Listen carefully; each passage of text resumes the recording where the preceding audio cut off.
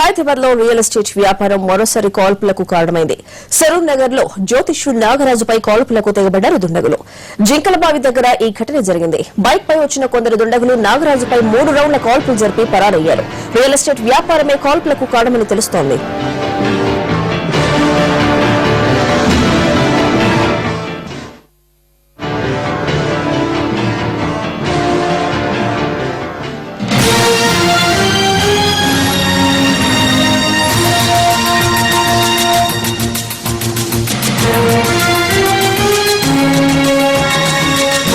సరూర్ నగర్ లో కాల్పుల ఘటనకు సంబంధించి పూర్తి వివరాలు కరెస్పాండెంట్ శర్మ అని తెలుసుకున్నాం. శర్మ, కాల్పులకు సంబంధించిన వివరాలేంటి? అసలు పోలీసులు ఏమంటున్నారు? హైదరాబాద్ లో ఇప్పుడు కాల్పులు తీవ్ర కలకలం రేపుతున్నాయి. సరూర్ నగర్ లో జింకలబావి దగ్గర ఈ కాల్పులు జరిగాయి. ఏలూరు ప్రాంతానికి చెందిన నాగరాజు పైన 3 దుండగులు కాల్పులు జరిపి పారిపోయారు. అతడు ఇప్పుడు ప్రాణాపాయ స్థితిలో ఉన్నాడు. తీవ్రమైనటువంటి గాయాలు ఉండడంతో అతన్ని సమీపంలోనే ప్రైవేట్ ఆసుపత్రికి తరలించారు. అతని పరిస్థితి మాత్రం విషమంగా ఉందని డాక్టర్లు చెప్తున్నారు. అయితే అతని కొడుకు ఇచ్చినటువంటి సమాచారం మేరకు ఆ ఇంటి దగ్గర జింకలబావి సమీపంలో అతడు రోడ్డు పైన ఉండగా కొందరు 3 వ్యక్తులు బైక్ పైన వచ్చి కాల్పులు జరిపారు. అయితే దానికి సంబంధించి అతనితో కానీ వాళ్ళు ఏం మాట్లాడలేదు అనేటువంటి విషయాన్ని కూడా అతడు చెప్తున్నాడు. అయితే ఇటీవల విజయవాడ సమీపంలోని ఏలూరు ప్రాంతంలో ఒక కాల్పులు జరిగాయి. కారులో 3 వ్యక్తులను వెంబడించి కాల్పులు జరిపారు. ఆ కాల్పులకు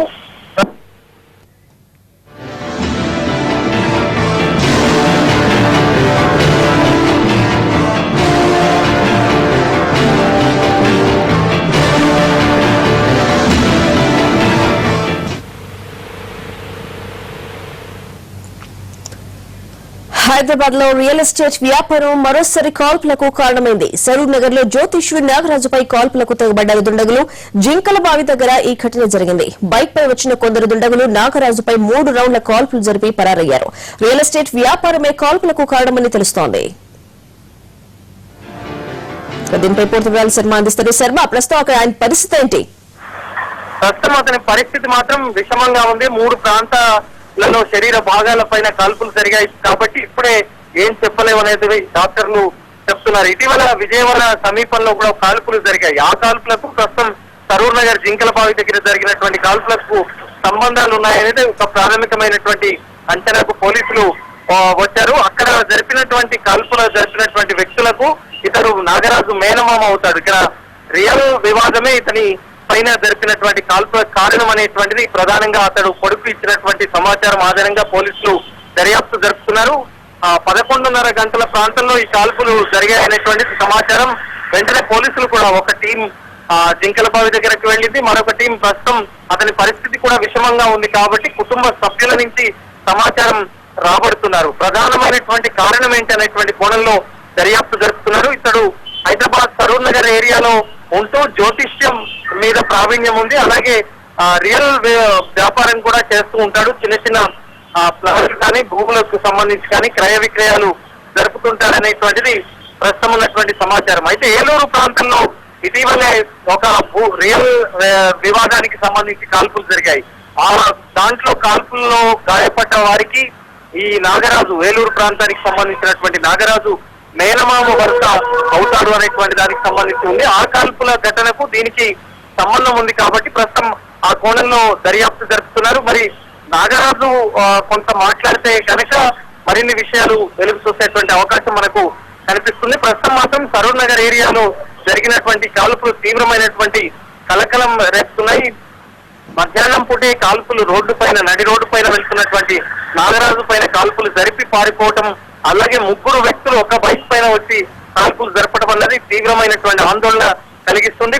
సైబరాబాద్ పోలీసు ఉన్నతాధికారులు కూడా దీన్ని తీవ్రంగానే పరిగణిస్తున్నారు. మరి విచారణకు సంబంధించి ఎలాంటి విషయాలు వస్తాయనేటువంటిది చూడాలి. ప్రాథమికంగా రియల్ వివాదమే ఈ కాల్పులకు కారణం అనేటువంటిది ఒక అంశం. మరొకటి ఏలూరు ప్రాంతంలో జరిగినటువంటి కాల్పులకు దీనికి సంబంధాలు ఉన్నాయి. అక్కడి బాధితులు ఎవరైతే ఉన్నారో కాల్పుల్లో గాయపడ్డ బాధితులకు సంబంధించి నాగరాజు సంబంధించి సంబంధాలు ఉన్నాయనేటువంటి కోణంలో ప్రస్తుతం దర్యాప్తు జరుగుతోంది. Thank you Sharma. జ్యోతిష్యుడు నాగరాజుకు పశ్చిమ గోదావరి జిల్లా ఏలూరు హైవేపై జరిగిన కాల్పుల ఘటనతో సంబంధం ఉన్నట్లు తెలుస్తోంది. అప్పటి ఘటనకు కొనసాగింపుగానే కాల్పు జరిగినట్టు అనుమానిస్తున్నారు. పూర్తి వివరాలు కరెస్పాండెంట్ దామోదర్ తెలుసుకున్నారు. దామోదర్, అక్కడ పరిస్థితి ఏంటి? ఈ సంఘటన కనుక చూస్తే కనుక నాగరాజు అనే వ్యక్తి మొత్తం కూడా మర్డర్ కేసుల్లో దుర్గారావు మర్డర్ కేసులో ప్రధాన నిందితుడిగా చెప్పుకోవచ్చు. ఎందుకంటే అసలు నాగరాజే ప్రధాన వ్యక్తి. పశ్చిమ గోదావరి జిల్లా పెనకడిమి సంఘటనలు కానీ, ఆ తరువాత సంఘటనలు కానీ, మర్డర్ సంఘటనలు కానీ, ఈ హత్యా సంఘటనలన్నిటికీ కూడా ప్రధాన సూత్రధారి ఇతనే. ఎందుకంటే ఇతన్ని పోలీసులు దూతం దుర్గారావు హత్య కేసులో నాగరాజు అనే వ్యక్తిని ఏలూరు పోలీసులు అరెస్ట్ చేయడం జరిగింది.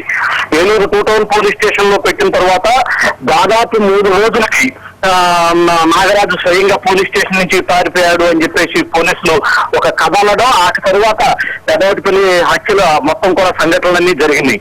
కానీ అప్పటి నుంచి నాగరాజు ఆస్ట్రేలియా పారిపోయాడు, ఆస్ట్రేలియాలో జ్యోతిష్యం చెప్తున్నాడు అని చెప్పేసి ఒక కథను ప్రచారంలోకి తీసుకొచ్చారు ఇటు పశ్చిమ గోదావరి జిల్లాలోకి. కానీ ఇప్పుడు ఈ సంఘటన హైదరాబాద్ లో జరిగిన సంఘటన చూస్తే నాగరాజు అనే వ్యక్తి అత్యంత కీలకమైన వ్యక్తి.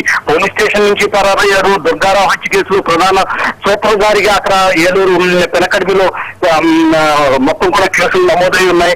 కానీ ఆస్ట్రేలియాలో ఉన్న వ్యక్తి ఉన్నాడు అని చెప్పుకుంటున్నటువంటి వ్యక్తి హైదరాబాద్ సదూర్ నగర్ లో ఉండటం, ఇప్పుడు కాల్పులు జరగటం, ఇవన్నీ చూస్తే వీళ్ళందరూ కూడా ఏదైతే పెనకడిమికి సంబంధించినటువంటి మొత్తం కూడా జ్యోతిష్యులు అందరూ కూడా మొత్తం కూడా రివెంజ్ కేసులు దాదాపుగా అప్పుడు కూడా కొన్ని వ్యాఖ్యలు చేయడం జరిగింది. హత్య పెదవటిపల్లి సంఘటన జరిగినప్పుడు ఈ హత్యకు ప్రతీకార హత్య ఉంటుంది అని చెప్పేసి కూడా వ్యాఖ్యలు బయటకు వచ్చాయి. పోలీసులు కట్టడి చేసినప్పటికీ కూడా ఈ సంఘటన పెదవటిపల్లి దుర్గారావు హత్య, ఆ తర్వాత పెదవటిపల్లి హత్యలు, ఈ పెదవటిపల్లి హత్యలకి ఇది కౌంటరింగ్ జరిగిందా అనే అనుమానాలు కూడా వ్యక్తమవుతున్నాయి స్వాతి ఇప్పుడు. Thank you Damodar.